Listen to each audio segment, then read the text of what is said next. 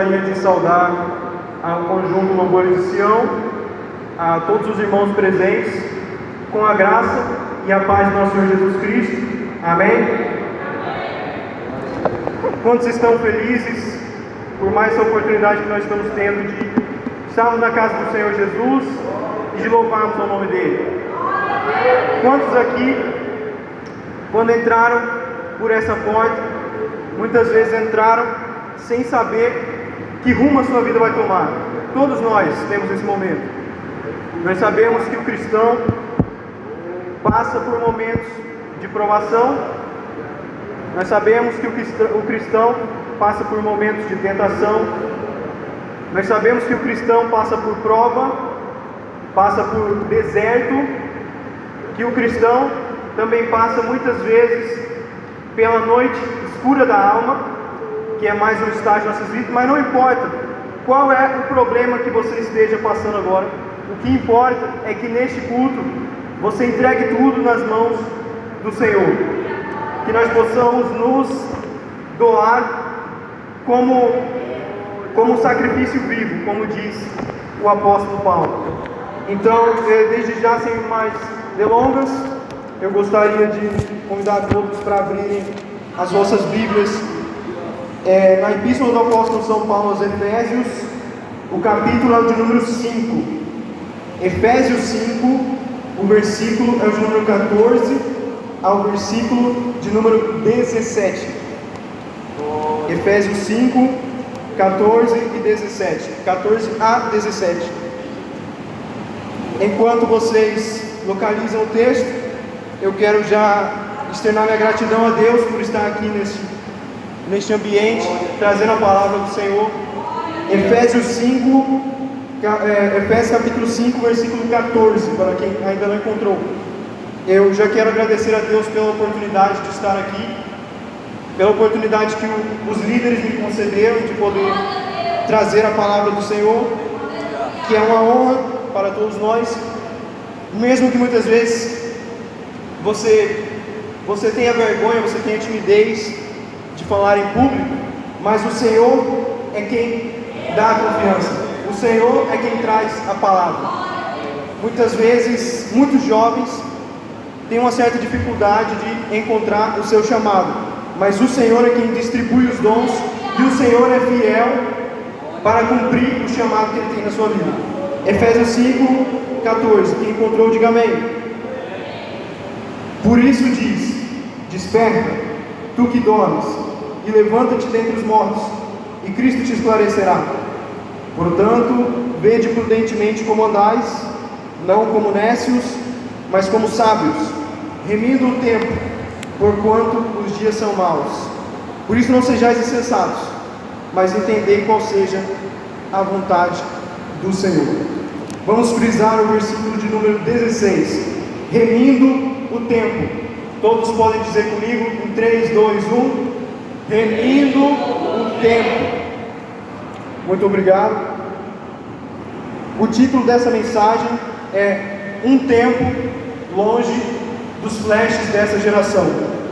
Um tempo longe dos flashes dessa geração.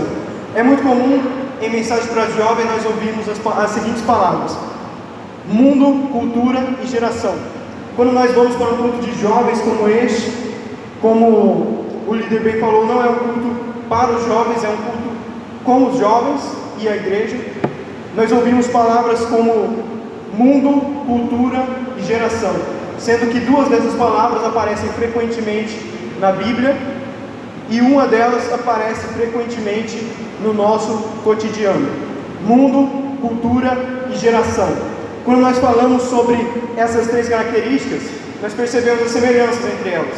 As três são características atuais, as três são características contemporâneas, as três são coisas que são atuais, problemáticas atuais, ou seja, são coisas que a gente passa, são coisas que acontecem conosco, são coisas que estão presentes no nosso cotidiano. O que? O mundo, a cultura e a geração. E as três se complementam. Se você for ver, essas três características não existem uma sem a outra. O mundo não existe sem a cultura não existe sem o mundo, e a geração não existe sem o mundo e a cultura. E nós vemos uma terceira semelhança entre essas características, que as três parecem contradizer o Evangelho de Jesus Cristo. Por quê? Porque quando nós falamos sobre mundo, nós falamos muitas vezes sobre coisas mundanas. Quando nós estamos falando sobre mundo, nós falamos sobre coisas mundanas. E o mundano, ele é, por definição, oposto ao santo. Você pode perguntar para qualquer pessoa que ela vai dizer: o mundano é algo que não é santo. Uma coisa mundana, uma coisa banal, uma coisa trivial. Mas, adentrando mais nessa questão do mundo, nós percebemos que o mundo é uma palavra guarda-chuva. Ou seja, é uma palavra que contém diversos significados. Tanto que no texto bíblico, a palavra cosmos do grego, que aparece no Novo Testamento, ela geralmente é usada de modo contrário ao caminho, ou seja, de modo contrário à palavra de Deus. O que significa dizer isso? Significa dizer que o próprio Cristo falou: o mundo não me quer, porque o mundo me odeia. E se o mundo me odeia, o mundo vai odiar vocês também. Muitas vezes a gente sofre rejeição por sermos cristãos. A gente sofre não só uma rejeição, muitas vezes, dos nossos colegas de escola, dos nossos colegas de faculdade, das pessoas que estão conosco no nosso trabalho, no dia a dia. Nós sofremos rejeição por sermos cristãos e por agirmos de maneira cristocêntrica em muitos momentos, e muitas vezes dentro da nossa família. Muitas vezes dentro da sua família, nem todos são cristãos, nem todos conhecem a palavra de Deus, nem todos entendem por que você está deixando de fazer tanta coisa, ao ver deles, boa. Mas nós que conhecemos o Evangelho de Cristo, nós não podemos recuar, porque nós sabemos que o mundo, quando nós falamos sobre mundo, nós não estamos falando só sobre o mundo inteiro, o planeta, porque quando nós falamos sobre mundo, nós falamos sobre um todo, e aqui é a massa de pessoas que não conhecem Cristo. Quando nós falamos de mundo, nós estamos falando das pessoas que não aceitaram a Jesus. Nós estamos falando das pessoas e do impulso que existe por trás das pessoas. Impulso, a palavra impulso é muito importante aqui, porque o impulso é aquilo que te faz agir de uma determinada maneira. Qual é o impulso do mundo? O impulso do mundo é a cobiça, o impulso do mundo é a carne. Nós podemos ver que tem a cobiça dos olhos, tem a concupiscência da carne, a paixão do mundo. Nós temos esses três movendo o mundo, movendo aquilo que nós chamamos de mundo, que é contrário à igreja. Então, quando nós percebemos essa palavra mundo, nós vemos que ela está muito ligada à cultura. Por quê? Porque a cultura é o contexto. A cultura é o contexto que nós estamos inseridos. Até mesmo no Novo Testamento, os apóstolos viviam em uma cultura.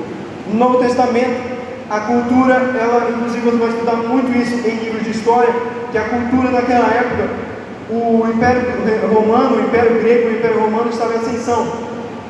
Nós temos um período em que há muita filosofia, se fala muito, as pessoas estão descobrindo muitas coisas muito parecidas com a nossa realidade, não é mesmo? As pessoas estão descobrindo coisas, está tendo progresso na tecnologia, está tendo progresso no mundo, mas há uma falta, há uma ausência por trás das filosofias greco-romanas. E nós percebemos nesse tempo que os judeus estão sendo sujeitos, submissos ao império. Os judeus estão submissos ao Império Romano, e eles esperam em Deus, eles colocam sua esperança em Deus, que o Messias virá e vai destruir, vai matar todo o Império Romano, e assim libertará o seu povo. Essa era a interpretação dos textos messiânicos da época, ou seja, a teologia da época tinha muitos problemas. A teologia da época era muito deturpada, porque trazia um significado que não seria um significado que era um significado terreno, que era um significado mundano. Então vamos aqui para essa questão da cultura. A cultura, como a cultura se relaciona com o mundo? No mundo existe cultura, todo tipo de cultura, tem muitas culturas, porque todo homem e toda mulher que nasce está sujeito à cultura da sua época, está sujeito à cultura da sua região, está sujeito à cultura dos seus pais. Por isso que é tão importante a gente ensinar os nossos filhos, a gente ensinar as pessoas da nossa família a verdade do Evangelho, porque aquilo que é ensinado, quando a pessoa está ali na sua idade da adolescência, está ali entrando na fase adulta, é o que vai realmente estar na cultura pessoal daquela pessoa, na visão que ela tem do mundo. Então nós precisamos, como a palavra diz, inculcar a palavra do Senhor. E quando nós entramos nessa questão do contexto, nós vemos que é como se a nossa nova natureza nos guiasse para fora desse tempo. Quando nós falamos sobre nova natureza, nós estamos falando sobre salvação. Quando nós somos salvos, é como se Deus estivesse tirando a gente desse tempo. Como assim? Eu fui para outro tempo, eu fui parar em outra época? Não é isso. O Senhor está tirando a gente do nosso tempo, tirando a gente dessas filosofias que não são completas, e Ele está nos colocando em um tempo de vitória, em um tempo em que as promessas serão cumpridas, um tempo que existe fora de tudo aquilo que nós compreendemos: o céu, o paraíso, a glória, o reino vindouro, como diz a palavra do Senhor.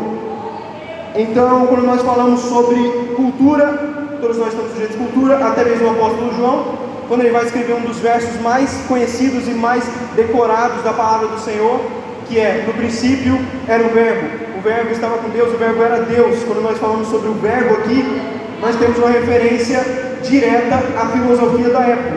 Por quê? Porque o verbo, você podia, se você fosse um cidadão romano, você conheceria muito bem o que significa verbo. Nós temos que olhar muitas vezes na internet ou em comentários bíblicos para entender por que o apóstolo João usa a palavra verbo.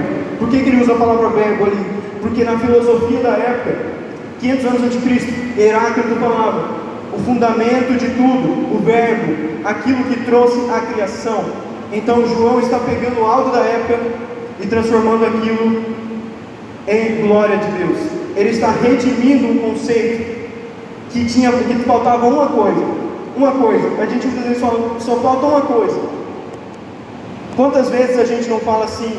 Muitas pessoas, por exemplo, jovens, né, querem namorar, pessoas que são descrentes e falam: ele tem tudo, mas falta uma coisa, Jesus. Então, se falta Jesus, falta tudo. Se ele não tem Jesus, ele não tem nada. E é a mesma coisa aqui. Se falta Jesus na sua filosofia, está faltando a peça principal, porque uma casa não pode ficar firme se ela não tiver a base. Jesus é a única base possível para o nosso teto permanecer em pé, para nós termos um teto sobre as nossas cabeças. Como assim? Para a gente ter condição financeira? É para a gente ter condição espiritual. Aleluia! Todo homem e toda mulher nasce no mundo, está influenciado pela cultura do mundo, mas quando nós somos salvos, nós somos transformados, renovação da mente. E é isso que os apóstolos vão fazer com sua época. Eles vão transformar a sua época, eles vão renovar. Vai ser uma revolução, uma verdadeira revolução.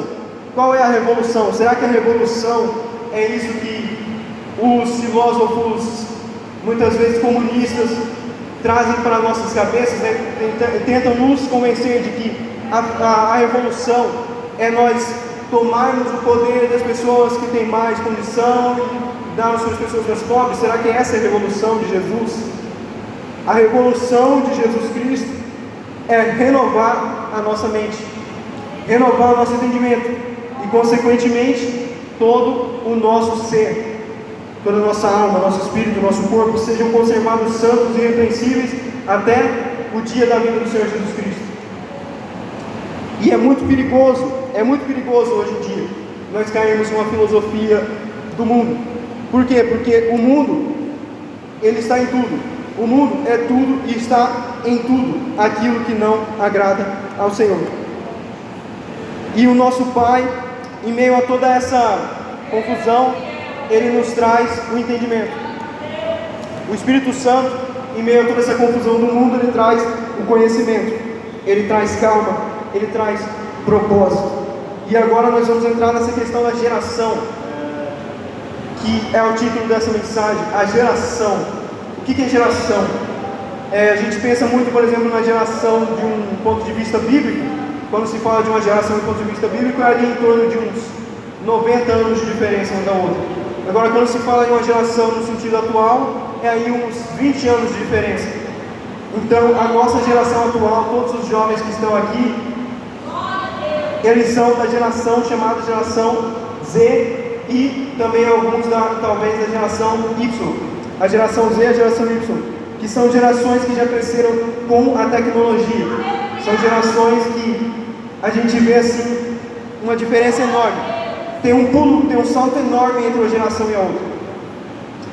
Aqui eu quero me aprofundar um pouco mais nessa questão, dizendo que quando a gente fala sobre os problemas da nossa geração, nós temos que ver também que o progresso, a bênção mal administrada pode ser um problema. Aquilo que é uma bênção de Deus para a sua vida, se você não administrar da forma correta, pode ser uma maldição. Aquilo que você recebe na sua vida, se você não administrar da maneira correta, pode ser uma maldição. E essa geração, nós já nascemos com tantas possibilidades, com tantas culturas falando aos nossos ouvidos, com tanta tecnologia, com tanta facilidade, até a questão da política. A política está a todo vapor no mundo. Quando nós vemos, por exemplo, essas notícias que saem por aí, e nós pensamos, como eu vou ter confiança em Deus em meio a tudo isso que está acontecendo? Mas o Senhor é fiel, Ele é fiel para cumprir. Ele está além da política, Ele está além daquilo que você não compreende, Ele está além daquilo que você compreende também. Ele está acima de tudo. E a nossa geração, quando a gente fala sobre a nossa geração, é como se nós estivéssemos correndo em círculos. A nossa geração está correndo em círculos, e cada vez mais essa corrida vai ficando mais acelerada, e nós vamos nos perder nesse caminho. Por quê? Porque é muito rápido. O conteúdo audiovisual, o entretenimento é rápido. Muitas vezes a gente vê, por exemplo, os fast foods é rápido, o delivery é rápido, tudo é rápido, tudo vai ficando cada vez mais rápido. E a nossa mente vai começar a nos torturar, vai começar a fazer a gente fazer escolhas que a gente não sabe fazer ainda. Escolhas que você, jovem, não tem a base, não tem a estrutura ainda. Mas o Senhor, Ele está do céu, e Ele está dizendo: eu tenho uma estrutura para você, eu tenho uma base para você. E a base sou eu. Eu sou o caminho, eu sou a verdade, e eu sou a vida. Tudo é breve, tudo é rápido. E a gente diz muita coisa hoje em dia, a gente fala muita coisa, a gente tem muita falação, tem muito eu ouvi falar, mas ninguém tem certeza de nada.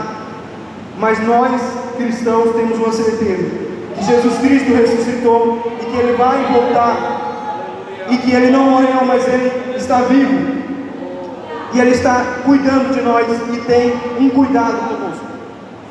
Como foi lido aqui em 1 Pedro 5, nós também temos o inimigo que está rugindo como um leão, andando ao nosso redor, procurando a quem ele possa tragar. E nesse contexto, nós nos apegamos ao Deus errado. Por quê? Porque hoje em dia o nosso ego é como se fosse um Deus que acabou de nascer. O nosso ego é como se fosse um Deus que acabou de nascer. Você idolatra Ele, mas você fala assim: não toca não, que Ele é muito frágil. É um bezerro de ouro que acabou de ser esculpido. Ele ainda está passando pelo processo. E muitas vezes a gente se valida dessa questão do processo para atrasar a nossa vida, para atrasar o andamento das coisas que Deus tem para nós. E o Senhor está pedindo: chegue perto de mim. O Senhor está chamando: chegue mais perto de mim. Deus está nos dando um tempo. Como assim? Deus está dando um tempo da gente? Não, Deus está nos entregando um tempo em nossas mãos. Como assim? O Senhor está entregando um tempo em nossas mãos. Um tempo. Ele está entregando um tempo. O que é um tempo na Bíblia? Pode ser qualquer período de tempo. Um tempo para Daniel, por exemplo, pode ser um ano. Nas profecias de Daniel, um tempo pode ser interpretado como um ano. Pedro, quando ele vai parafrasear aquilo que disse o profeta Isaías, ele fala: um dia é como 1000 anos para Deus. 1000 anos são como o dia de ontem que passou. Então, o tempo que Deus está te dando talvez seja um dia, talvez seja um mês, talvez seja um ano, talvez sejam 4, talvez sejam 5, talvez seja até o final, até os últimos momentos da sua vida, mas Ele está te dando um tempo. E para que serve esse tempo? Um tempo para você se aproximar, um tempo para você se distanciar dos flashes. Nós já nascemos com flashes na nossa cara. Tem flashes para lá, flashes para cá. Deus está dando tempo para você não aceitar que essas coisas são totalmente erradas, que você está pecando se você está usando o celular, por exemplo, porque o celular é uma bênção de Deus, mas Ele está te dando um tempo para você se afastar dos flashes, para você se afastar da fama, do sucesso, dos desejos, da cobiça, para você adentrar no secreto. Como a nossa irmã Marlene estava falando, para nós nos aproximarmos de Deus, porque o profeta Isaías fala: buscai o Senhor enquanto Ele se pode achar, invocai enquanto ainda está por perto. Então Deus está perto. Você fala assim: não, Deus está longe, Deus está no céu, né? Deus está lá olhando por mim. Essa é a mentalidade do mundo, né? Deus está olhando por mim, eu vivo minha vida do jeito que eu quero e Ele me protege. É basicamente essa a missão de Deus. Deus é um guarda-costas, né? Ou um garçom. Muitas pessoas tratam Deus como um guarda-costas e um garçom. Ele vai me proteger e vai trazer tudo que eu quero na hora que eu quiser. Mas Deus, Ele é além de tudo isso. Deus, Ele é a raiz. Deus, Ele é o fundamento. Deus é o verbo. Ele é o logos. Ele está além da cultura. Ele é a contracultura. Ele está contrariando tudo que já te ensinaram. Ele está vindo impactar a sua mente. Ele está vindo fazer com que a sua natureza seja tomada por um impulso que não existia ainda. Deus está querendo colocar um impulso em você. O que é um impulso? É um empurrão. Deus está querendo te empurrar para o centro da vontade dele. Mas para que Ele faça isso em nossas vidas, é necessário dar lugar. Dar lugar, são duas palavras simples, né? Dar lugar, mas o que significa? Significa uma série de coisas. Para você dar lugar, primeiro você tem que se afastar de certas coisas. E para você dar lugar, você tem que passar por todo um processo de um detox da sua vida. Você tem que tirar tudo aquilo que é ruim. Você tem que limpar, muitas vezes, cada cômodo da casa de cada vez, porque não dá para você limpar tudo de uma vez só. Você tem que começar a fazer a sua parte. Por quê? Porque Deus é fiel para fazer a parte dele. E muitas vezes na nossa vida a gente encara essa responsabilidade que nós temos nas costas como um empecilho. Mas responsabilidade pode ser uma oportunidade de Deus. O tempo é uma oportunidade de Deus. A responsabilidade ministerial, a responsabilidade dos estudos, é comum, é normal que você encare as responsabilidades como algo que é longe de você. Por quê? Porque são coisas que nos colocam contra a parede. São coisas que nos colocam contra a parede. E nós estamos indo contra o relógio. E não dá para ir contra o relógio, mas dá para tirar um tempo. Porque Deus está te dando um tempo longe dos flashes dessa geração. E nós somos uma geração que sonha muito. Nós falamos de sonhos, nós pregamos sobre sonhos, nós escrevemos canções sobre sonhos. Deus vai cumprir os sonhos que Ele tem na sua vida. Nós falamos muito sobre sonhar, mas em meio a toda essa névoa, em meio a toda essa fumaça industrial, os nossos sonhos parecem cada vez mais distantes. Os nossos sonhos parecem cada vez mais como uma nuvem de fumaça que vai e evapora com o tempo.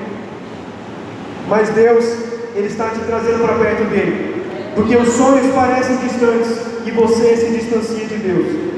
Os sonhos parecem cada vez mais distantes e você cada vez mais distante de Deus. Nós cada vez mais distantes de Deus e cada vez mais próximos do bezerro que nós fizemos com as nossas mãos e do sonho que nós colocamos sem nenhum pedir a opinião de Deus. Mas a vida espiritual existe. E a vida espiritual é uma necessidade, como qualquer outra necessidade que nós temos. A vida espiritual é uma necessidade. Dia desses, eu estava percebendo que quando nós sobrecarregamos demais, por exemplo, sistemas tecnológicos como o celular, eu vi que o celular tinha sobrecarregado. E o sistema do celular reiniciou o celular para que ele pudesse voltar a funcionar. E eu percebi que tudo isso aconteceu porque um aplicativo específico que está nas configurações do celular parou de funcionar. e todo o seu lar parou de funcionar. Então ele reiniciou para que ele pudesse continuar. E muitas vezes na nossa vida a gente tem que fazer isso. A gente tem que reiniciar. Por quê? Porque a nossa vida espiritual parou de funcionar. Nossa vida espiritual não está mais funcionando. Não está mais como era antes. Então a gente tem que começar de novo. O que significa? Significa que eu tenho que fazer tudo que eu já fiz até agora? Não, muitas vezes um recomeço é você parar de onde você parou. Você vê onde caiu, é que nem aquela carta de Jesus Cristo para a igreja, para uma das 7 igrejas da Ásia. Ele fala: olha onde você caiu, tenta lembrar de onde foi que você caiu e volta ao primeiro amor. É isso que nós temos que fazer nas nossas vidas, porque Ele nos chama para perto e para longe dos flechas dessa geração. E eu percebi também que depois que eu vi que o sistema tinha iniciado, eu pensei: e se eu tivesse excluído esse aplicativo do meu celular, o que teria acontecido? Começando a pensar, o que teria acontecido se eu tivesse excluído? Então eu refleti que não dá para excluir. Não dá para excluir esse aplicativo. Você tenta pensar assim: e se eu tirar tudo que é espiritual da minha vida, será que eu vou conseguir me livrar do fardo? Será que eu vou conseguir caminhar sem ele? Não, porque é obrigatório. O mundo espiritual existe e não dá para se livrar dele. Se você colocar no seu coração essa noite: eu vou sair dessa igreja e eu nunca mais vou voltar dos caminhos do Senhor, eu vou me desviar. Se você fizer esse propósito no seu coração, mesmo assim, quando você sair por aquela porta, vão ter anjos e demônios te cercando. Mesmo assim, vão ter anjos do Senhor te guardando, e vão ter demônios querendo prejudicar toda a sua vida. Não vai mudar nada, vai continuar da mesma maneira. A diferença é que você não vai ter a única coisa que você precisa, que é a graça do Senhor Jesus, que é o Espírito Santo de Deus, o GPS nos mostrando o caminho, a bússola em meio ao deserto nos mostrando onde fica norte, oeste, leste. Ele é o copo de água, ele é o copo de água no oásis. Ele é muitas vezes a tristeza que a gente não quer que apareça, jamais, nunca vem a tristeza, mas ele é a tristeza necessária para a sua vida. Ele te traz uma contrição que é para a sua salvação. Tem uma tristeza que é pecado, que é a tristeza que vem da preguiça. A preguiça causa tristeza. Por que a preguiça causa tristeza? Porque a preguiça é um tédio espiritual. E muitos de nós estamos nessa preguiça. O pecado da preguiça é muito pior do que nós imaginamos. Todos esses pecados que nós ouvimos falar muitas vezes desde criança é muito pior do que nós imaginamos. A preguiça não é só preguiça de fazer alguma coisa, é preguiça espiritual. É se acomodar. Eu estou sem Deus, então não vou buscar Deus e eu vou ficar da mesma maneira. E isso nos afasta de Deus e nos afasta dos seus propósitos. Não adianta a gente clamar: cumpre a tua vontade em mim, se nós não estamos fazendo o que é necessário para que Ele cumpra. Se nós não estamos fazendo o que é necessário para que Ele cumpra. Mas o Senhor está te dando um tempo. Deus está te entregando um tempo. Se você for levar alguma coisa para casa, né, pode levar essa palavra. Deus está te dando um tempo para se afastar dos flashes dessa geração e chegar mais perto dele. Deus está te dando um tempo, como Ezequias, como Ele deu para Ezequias 15 anos de vida. Deus está te dando mais um tempo para você se aproximar, se achegar dele, e para nós não deixarmos o diabo fazer um playground com as nossas vidas, para nós não deixarmos o diabo fazer nossas vidas no seu parquinho, para nós não sermos marionetes, para nós sermos santificados e parte da família do céu. Quem crê pode dizer glória a Deus. Eu quero nesse momento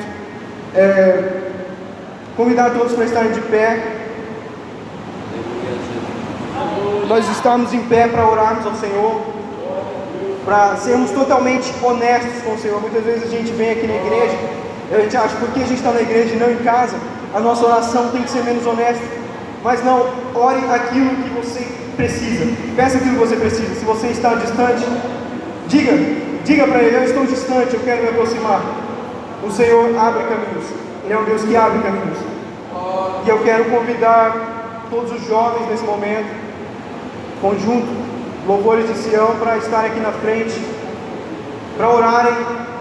E se vocês tiverem algum pedido que vocês têm que fazer para o Senhor, não deixe para amanhã, não deixe para depois, porque Ele te deu um tempo para se aproximar dele.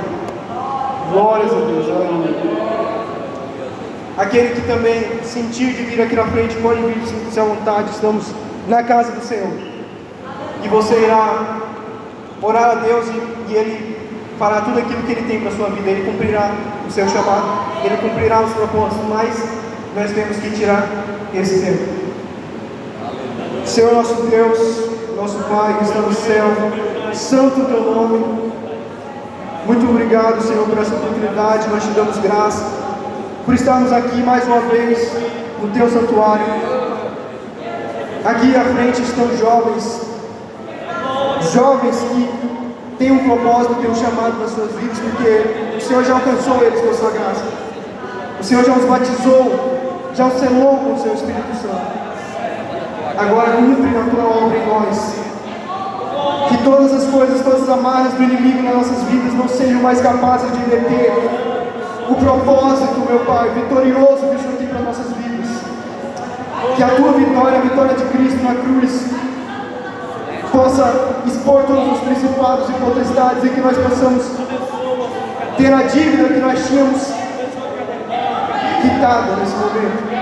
Que todas as nossas dívidas sejam quitadas. Que todas as ofensas que nós fizemos ao teu nome sejam perdoadas. Que o Senhor esteja glorificando o teu nome nas nossas vidas. Veja agora o que eles pedem, meu Pai. Cumpre o teu chamado. Se for da tua vontade, cumpre a vontade desses que estão aqui presentes.